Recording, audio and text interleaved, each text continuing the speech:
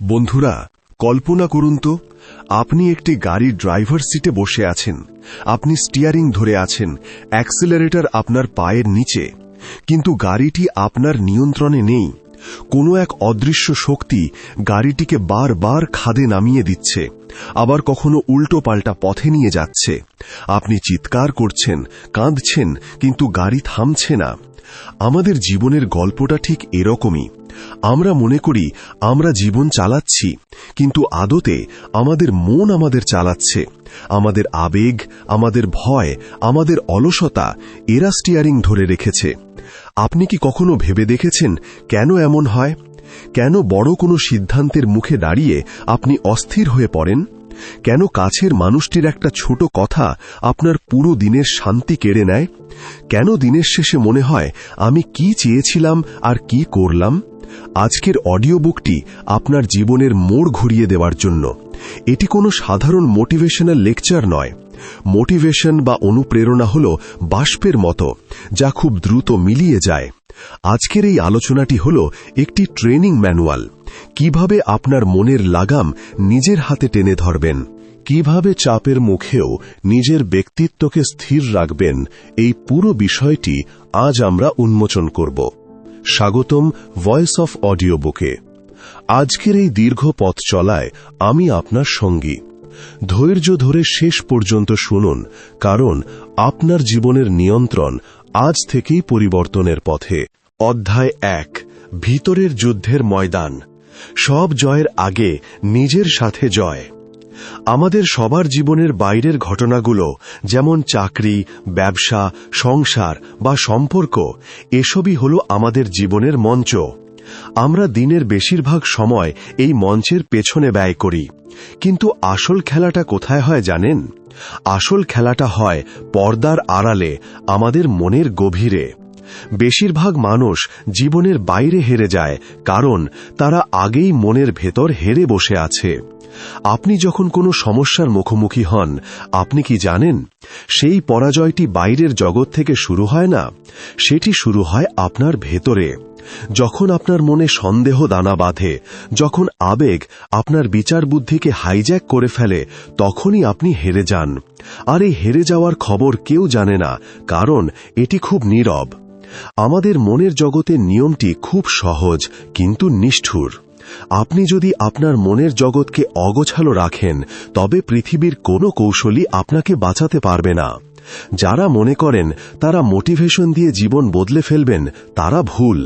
আপনি কি দেখেছেন বড় বড় খেলোয়াড় বা সফল মানুষেরা কি করেন? তারা যখন মাঠে নামেন, তখন তাদের মাথায় হাজারো চিন্তা থাকে না।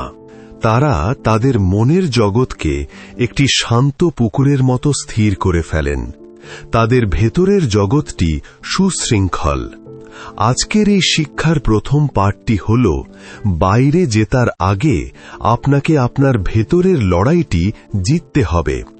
এর মানে এই নয় যে আপনাকে একদম আবেগহীন হতে হবে, বরং এর মানে হল আপনার আবেগগুলো যাতে আপনার লাগাম টেনে ধরতে না পারে তা নিশ্চিত করা। জীবনের ঝড় যখন আসবে, পৃথিবী আপনাকে ধাক্কা দেবে, তখন আপনার মন একটি নোঙরের মতো শক্ত হয়ে থাকবে। আপনি কি তৈরি নিজের ভেতরের সেই নোঙরটি ফেলার জন্য? অধ্যায় 2, আবেগের দাসত্ব বনাম শৃঙ্খলার মুক্তি। আমরা বাঙালিরা আবেগকে জীবনের সমার্থক মনে করি। আমরা বলি, আজ মন ভালো নেই, তাই কাজ করব না, অথবা মেজাজটা খুব খারাপ, তাই কারো সাথে কথা বলতে ভালো লাগছে না। কিন্তু এই বাক্যগুলো কি সত্যিই আমাদের ব্যক্তিগত স্বাধীনতা? না, এগুলো আমাদের মানসিক দাসত্ব। আমাদের মন সব সময় আরাম খোঁজে। সে চায় না আপনি কষ্ট করুন, সে চায় না আপনি নতুন কিছু শিখুন। সে সব সময় আপনাকে সহজ পথে নিয়ে যেতে চাইবে। আর যখনই আপনি সেই আবেগের কথায় সায় দেন, তখনই আপনি নিজের ব্যক্তিত্বের সাথে সমঝোতা করছেন। শৃঙ্খলার মানে কি নিজেকে শাস্তি দেওয়া? একদমই না। শৃঙ্খলা হল নিজের ভালো থাকার জন্য তৈরি করা কিছু অলঙ্ঘনীয় নিয়ম। আপনি যখন নিজের সাথে কথা বলেন, আমি করব কারণ এটি আমার দায়িত্ব, তখন আপনি আপনার ব্যক্তিত্বের একটি নতুন স্তর তৈরি করেন। আপনি যখন কোনো কাজ মোটিভেশন আসার জন্য ফেলে রাখেন, আপনি আসলে আপনার নিজের প্রতি বিশ্বাসের ভিত্তিকে দুর্বল করছেন। আপনার মন দেখছে যে আপনি নিজের কথার দাম দিচ্ছেন না।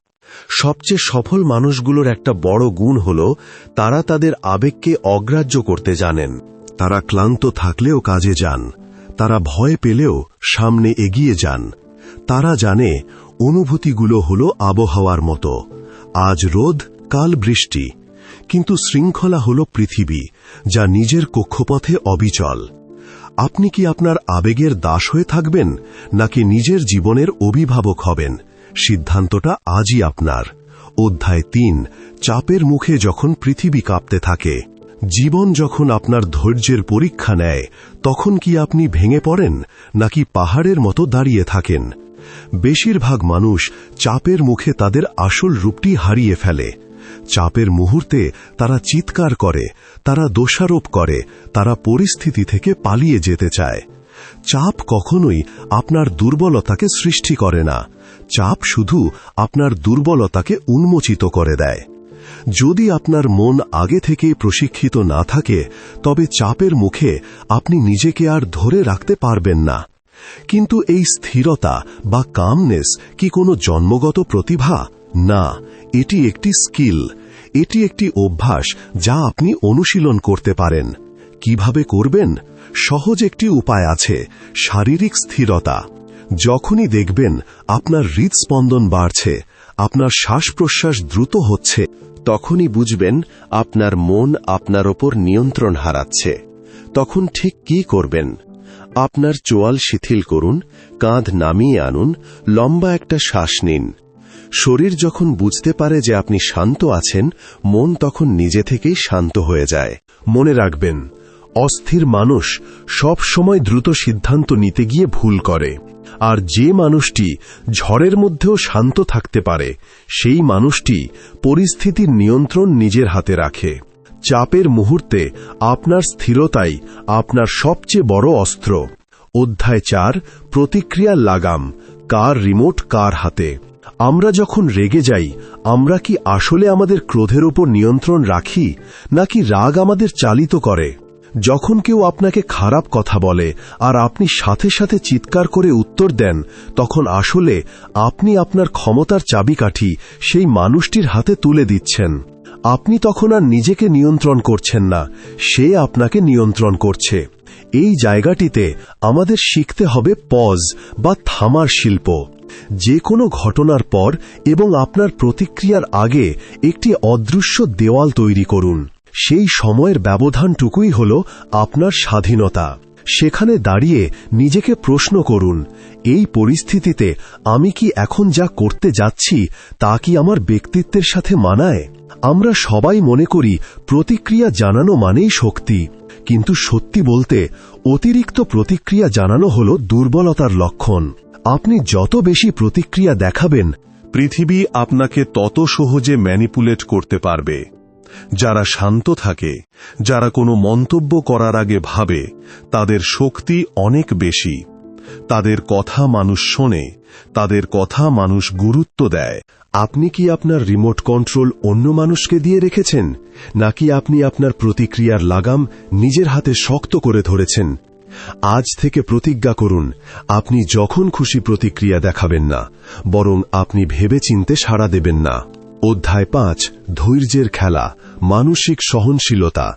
আমরা এমন এক যুগে বাস করছি যেখানে সবকিছুর ফলাফল আমরা মুহূর্তের মধ্যে চাই। দ্রুত খাবার, দ্রুত ইন্টারনেট, দ্রুত সাফল্য। এই দ্রুততার সংস্কৃতির কারণে আমাদের ধৈর্য শক্তি হারিয়ে যাচ্ছে। কিন্তু মনে রাখবেন, জীবনের বড় বড় অর্জনগুলো কখনোই দ্রুত আসে না। সেগুলোর জন্য প্রয়োজন দীর্ঘমেয়াদী সাধনা। মানসিক সহনশীলতা বা মেন্টাল এন্ডিউরেন্স হল সেই ক্ষমতা যা আপনাকে খারাপ সময়ও টিকিয়ে রাখে। যখন আপনি কাজ করছেন কিন্তু কোনো ফলাফল পাচ্ছেন না, যখন মনে হচ্ছে আপনি একা, যখন চারিদিক থেকে সমালোচনার ঝড় উঠছে, ঠিক তখনই আপনার এই সহনশীলতা দরকার। অধিকাংশ মানুষ এখানেই ঝরে পড়ে। তারা শুরুতে খুব দ্রুত দৌড়ায়, কিন্তু যখন রাস্তাটা দীর্ঘ হয় তখন তারা ক্লান্ত হয়ে হাল ছেড়ে দেয়। যারা শেষ পর্যন্ত টিকে থাকে তারা খুব প্রতিভাবান হতে পারে, আবার নাও হতে পারে, কিন্তু তাদের মধ্যে একটি গুণ সাধারণ, সেটি হল থেকে যাওয়ার ক্ষমতা। আপনার জীবনের প্রতিটি কঠিন মুহূর্তকে একটি ট্রেনিং সেশন হিসাবে দেখুন। যখনই আপনার মনে হবে আর পারছি না, তখনই জানবেন এটিই সেই মুহূর্ত যেখানে আপনি বড় হওয়ার সুযোগ পাচ্ছেন। এই অস্বস্তিটুকু সহ্য করার নামই হল বড় হওয়া। ধৈর্য মানে কেবল অপেক্ষা করা নয়, ধৈর্য মানে অপেক্ষারত অবস্থায় নিজেকে সামলে রাখা। অধ্যায় 6, অস্থিরতায় স্বচ্ছতা, গোলকধাঁধা থেকে মুক্তি। পৃথিবীটা আমাদের ঘিরে অগণিত বিভ্রান্তি আর গোলমালের জাল বুনে রেখেছে। চারপাশে এত আওয়াজ, এত মানুষ, এত অপশন যে আমরা আমাদের আসল লক্ষ্য থেকে হারিয়ে যাই। যখন জীবন আমাদের চারিদিক থেকে ঘিরে ধরে তখন আমরা কি করি? আমরা সবকিছু একসাথে করার চেষ্টা করি, আর এর ফলে কি হয়? আমরা কোনোটি ঠিক মতো করতে পারি না। অস্থির সময়ে স্বচ্ছ চিন্তার অভাবই আমাদের সবচেয়ে বড় শত্রু। স্বচ্ছতা অর্জন করতে হলে আপনাকে কিছু বিষয় বাদ দিতে শিখতে হবে। সবকিছু কি আপনার জন্য গুরুত্বপূর্ণ? না। সবকিছু কি আজই শেষ করতে হবে? না। তাহলে কেন আপনি সবকিছুকে গুরুত্ব দিচ্ছেন? আপনার জীবনের প্রতিটি কাজের একটি অগ্রাধিকার তালিকা থাকা প্রয়োজন। নিজেকে বারবার প্রশ্ন করুন, এই মুহূর্তে আমার জীবনের সবচেয়ে গুরুত্বপূর্ণ কাজটি কোনটি?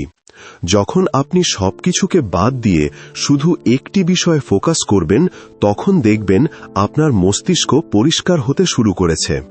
অস্থিরতা বা কেয়স আপনার মনকে দখল করতে পারে না, যদি না আপনি তাকে আমন্ত্রণ জানান। আপনার মনের ভেতর যে অপ্রয়োজনীয় চিন্তাগুলো জমা হয়ে আছে সেগুলোকে পরিষ্কার করুন। একটি পরিষ্কার মনই পারে সঠিক সময়ে সঠিক সিদ্ধান্ত নিতে। স্বচ্ছতা বা ক্ল্যারিটি কোনো অলৌকিক কিছু নয়, এটি আপনার অভ্যাসের ফসল। অধ্যায় 7, নিজের সাথে কথোপকথন, মনের ভেতরের মানুষটির সাথে বন্ধুত্ব। আপনার মনে কি সবসময় একটি কণ্ঠস্বর কথা বলে? আপনার অজান্তেই সে বলে, আমি এটা পারব না, আমি কি দেখতে খারাপ লাগছে, মানুষ কি বলবে? এই স্বগতোক্তি বা সেলফ টক আপনার সারা জীবনের গাইড। কিন্তু আপনি কি কখনো খেয়াল করেছেন এই কণ্ঠস্বরটি আপনার বন্ধু নাকি শত্রু? বেশিরভাগ মানুষ তাদের মনের ভেতরের মানুষটির সাথে খুব খারাপ ব্যবহার করে। আমরা অন্যের ভুল ক্ষমা করি, কিন্তু নিজের ভুলগুলোকে আমরা আজীবন মনে রাখি এবং নিজেকে বকাঝকা করি। এটা বন্ধ করতে হবে। আপনার মনের এই কণ্ঠস্বরটিকে হতে হবে একজন কোচের মতো। যখন আপনি কোনো ভুল করবেন তখন নিজেকে বকবেন না। নিজেকে বলুন, ঠিক আছে, এটি একটি ভুল হয়েছে, আমি এখান থেকে কি শিখলাম, পরের বার আমি এটি কিভাবে আরো ভালো করব। এটি হলো গঠনমূলক কথোপকথন। আপনি যখন নিজেকে সম্মান করবেন, নিজের সাথে সুন্দরভাবে কথা বলবেন, তখন আপনার পুরো দৃষ্টিভঙ্গি বদলে যাবে। মনে রাখবেন, আপনি যা বারবার নিজেকে বলেন, আপনি এক সময় তাই হয়ে যান। তাই আপনার মনের ভেতরের এই সংলাপটি পরিবর্তন করুন। নেতিবাচকতাকে ছুঁড়ে ফেলুন, ইতিবাচক এবং নির্দেশনামূলক কথা বলুন। নিজের সবচেয়ে বড় সমালোচক না হয়ে নিজের সবচেয়ে বড় সমর্থক হয়ে উঠুন। অধ্যায় 8, অবিচল উপস্থিতি। উপস্থিত থাকার শক্তি। সবশেষে যে বিষয়টি সবচেয়ে গুরুত্বপূর্ণ তা হল শুরু করা এবং টিকিয়ে রাখা। মোটিভেশন থাকুক আর না থাকুক, আপনি কি প্রতিদিন আপনার কাজটি করছেন?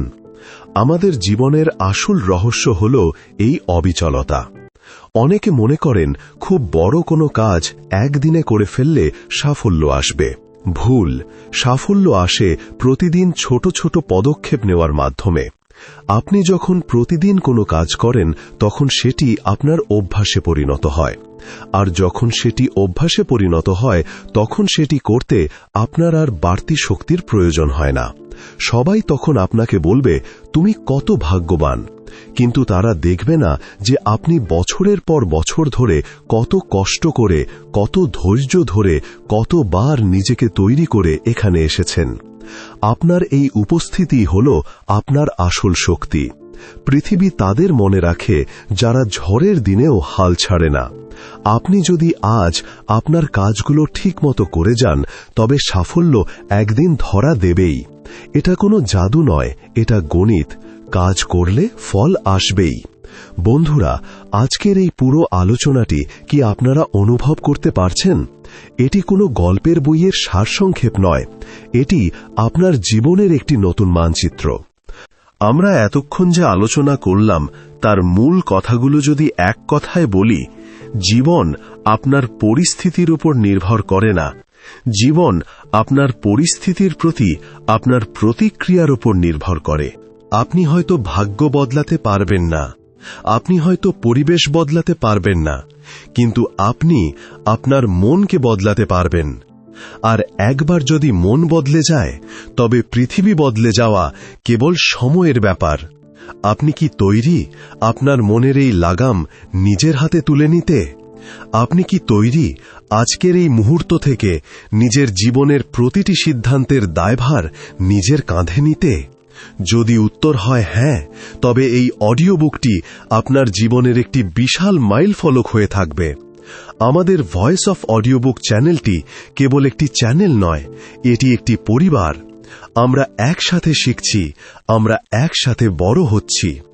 আপনি যদি এই ভিডিওটি থেকে আপনার জীবনের জন্য একটি সামান্যতম শিক্ষাও পান তবে আমাদের শ্রম সার্থক।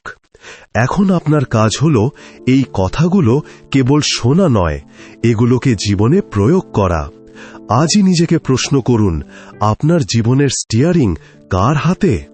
যদি উত্তরটি আপনার নিজের না হয় তবে আজই স্টিয়ারিং নিজের দখলে নিন। আমাদের চ্যানেলটি সাবস্ক্রাইব করে রাখুন এবং বেল আইকনটি টিপে রাখুন, যাতে আমরা যখনই এমন শক্তিশালী কোনো বিষয় নিয়ে আসি আপনি যেন মিস না করেন। আপনার বন্ধুদের সাথে শেয়ার করুন, কারণ এই কথাগুলো হয়তো আপনার কোনো বন্ধুর জীবনকেও বদলে দিতে পারে। আমরা আবার আসব নতুন কোনো জীবনমুখী অডিও বুক নিয়ে। ততক্ষণ পর্যন্ত ভালো থাকুন, সুস্থ থাকুন এবং নিজের মনের লাগাম নিজের হাতে রাখুন।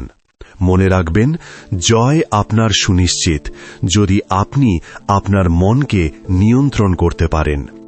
অনেক ধন্যবাদ আমাদের সাথে এই দীর্ঘ পথচলায় থাকার জন্য। আগামী ভিডিওতে আবার দেখা হবে।